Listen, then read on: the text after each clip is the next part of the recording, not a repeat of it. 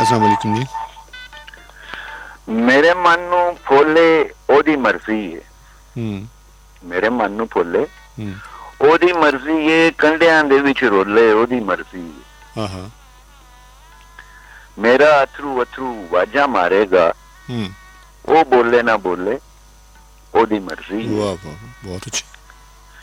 ਮੈਂ ਹਾਵਾਂ ਦੇ ਤੀਰ ਚਲਾਉਂਦਿਆਂ ਰਹਿਣਾ ਏ। ਅੱਛਾ। ਮੈਂ ਹਾਵਾਂ ਦੇ ਤੀਰ ਚਲਾਉਂਦਿਆਂ ਰਹਿਣਾ ਏ, ਅੰਬਰ ਭੇਤ ਨਾ ਖੋਲੇ ਉਹਦੀ ਮਰਜ਼ੀ। ਵਾਹ ਵਾਹ, ਬਹੁਤ ਅੱਛਾ।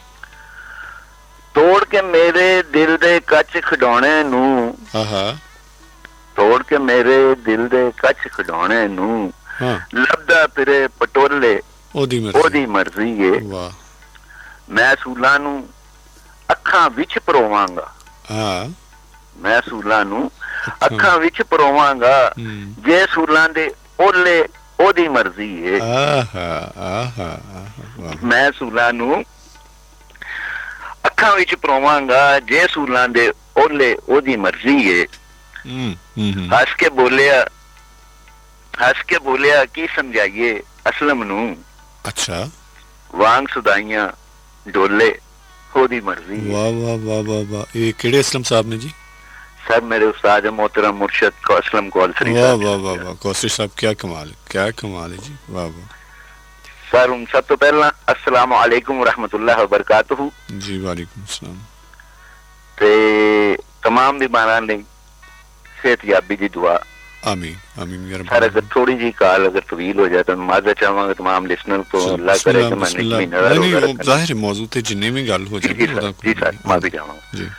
सर गुज़श्ता ने व्यवस्था ही सरनामा है सर जी, क्योंकि नौरंग आशा खेड़ा सी ते वो सवाल तब्दील करता सी क्या आज चूंकि क्लासिक टाइम में आज फुल तुसी अपने आओ ते रोशनियां फलसफियाना गुफ्तगू करो ताकि साडे भी इल्म विच इजाफा होवे, तबसरा करन दोस्त भाई आन जी, जरूर सारे ख्वातीन हज़रात आन ताकि असी भी कुछ हासिल कर सकी। सर बिल्कुल सर हूं सरनामे ला जे मुहब्बत ते समझौता है, तो पहले थोड़ी जी गल मैं मुहब्बत की कर लवा जी जरूर।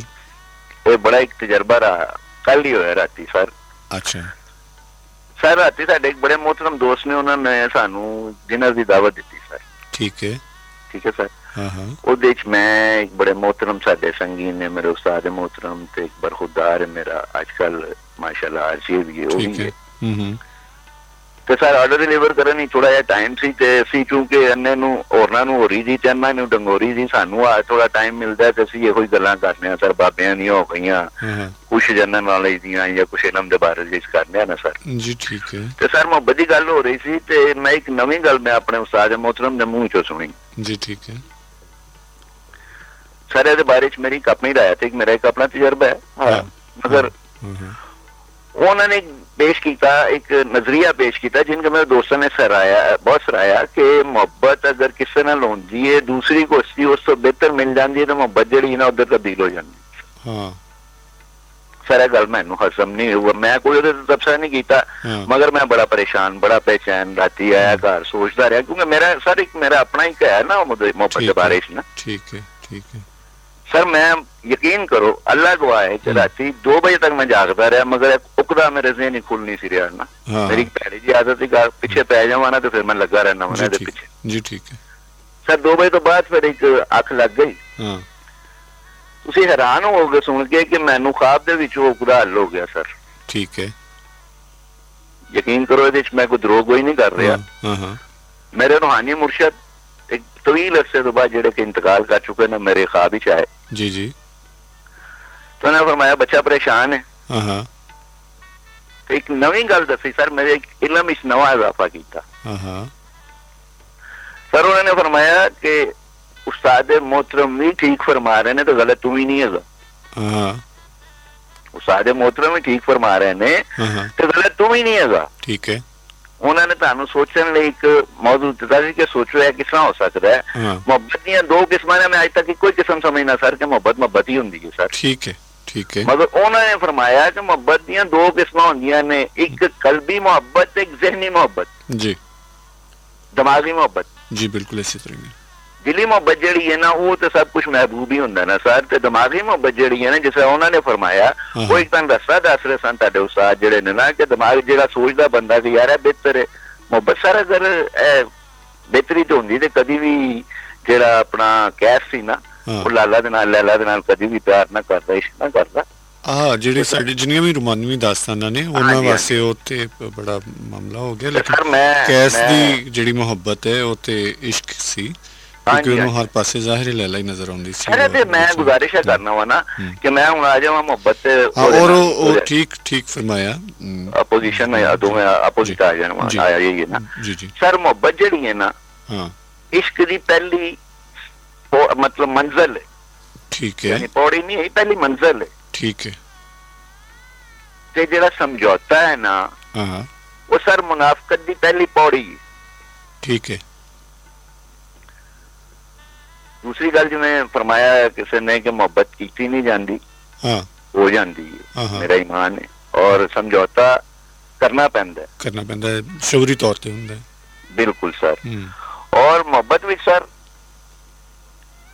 आशिक ਜਿਹੜਾ ਹੁੰਦਾ ਹੈ ਨਾ ਉਹ ਮਹਿਬੂਬ ਦੇ ਨਾਲ ਇਖਤਲਾਫ ਦੇ ਬਾਰੇ ਚ ਸੋਚ ਵੀ ਨਹੀਂ ਸਕਦਾ ਸਰ ਠੀਕ ਹੈ ਜਦ ਕਿ ਸਮਝੌਤਾ ਕਰਨ ਦੀ ਨੌਬਤੀ ਫਰੀ ਕਹਿੰਦੇ ਇਖਤਲਾਫਾਤ ਦੀ ਵਜ੍ਹਾ ਤੋਂ ਆਂਦੀ ਹੈ ਠੀਕ ਹੈ ਠੀਕ ਹੋ ਗਿਆ ਨਾ ਸਰ ਹੁਣ ਸਰ ਗੁਜ਼ਾਰਿਸ਼ ਹੈ ਇਹ ਕਿ ਮੇਰਾ ਸ਼ਾਇਦ ਹੈ ਜਿਹੜਾ ਮੁਨਾਫਕਤ ਦਾ ਲਫ਼ਜ਼ ਕੁਝ ਲੋਕਾਂ ਨੂੰ ਮਤਲਬ ਹਜ਼ਮ ਨਾ ਹੋਵੇ ਤੇ ਮੈਂ ਅਰਜ਼ ਕਰਾਂ ਸਰ ਮੁਨਾਫਕਤ ਦੀ ਤਾਰੀਫ ਕੀ ਗਈ ਹੈ अंदरों कुछ होना तो कुछ होना ऐसा ही ना सर मुनाफकत या कोई मतलब तो सर मैं किसी नाल समझौता यानी कंप्रोमाइज करना हाँ ते मैनू कुछ डिमांड्स ना चाहते होया भी अगले फरीक दियां मननियां पैंदियां ने समझौता मेरे ख्याल हुंदे कंडीशंस ते जी हाँ ਜਿਹੜੀਆਂ ਮੈਂ ਅੰਦਰੋਂ ਨਹੀਂ ਮੰਨਦਾ ਸਰ ਪਰ ਕਿਸੇ ਮਜਬੂਰੀ ਦੇ ਤਹਿਤ ਮੈਂ ਉਹਨੂੰ ਮੰਨਣਾ ਨਾ ਵਾ ਜਦ ਕਿ ਮੁਹੱਬਤ ਵਿੱਚ ਹਬੀਬ ਦੀ ਮਹਿਬੂਬ ਦੇ ਅੱਗੇ ਕੋਈ ਡਿਮਾਂਡ ਹੀ ਨਹੀਂ ਹੁੰਦੀ ਉਹ ਤੇ ਹੁੰਦਾ ਹੀ ਮਹਿਬੂਬ ਦੀ ਖੁਸ਼ੀ ਦੇ ਵਿੱਚ ਖੁਸ਼